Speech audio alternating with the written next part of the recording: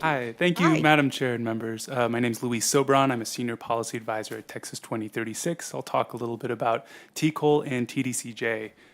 Starting with TCOLE, I'm sure you're all familiar with the TCOLE Sunset Bill that passed last session, which includes significant changes to how TCOLE interacts with local law enforcement agencies and licensed professionals. In addition to support for TCOLE sunset implementation that's in the base budget, the next step really is to fully fund TCOLE in its compliance, operations, and innovation investments that are represented in TCOLE's items 1, 3, and 4. That way, TCOLE can better serve the public and the regulated community and help advance and develop evidence-based law enforcement policies. On TDCJ, I want to pause and thank the committee for funding cool beds and heat mitigation under the major repair and restoration at facilities. Research is very clear that extreme heat in prisons leads to increased violence and increased mortality.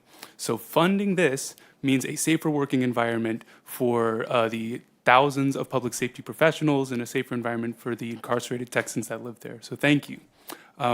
Briefly moving on to talk about higher education in Texas prisons. Texas 2036, we released a report on the issue last year. I looked as hard as I could for the most conservative estimate on the ROI, and what I found was that for every dollar that taxpayers put into college-level programming in prisons, we get $1.61 in return. And that is because we see reductions in recidivism, we see improved employment outcomes. It is a worthy investment.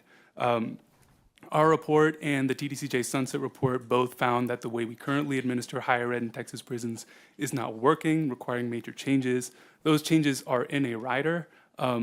There is, I think, a need to consider expanding funding under the strategy that is in Rider 26.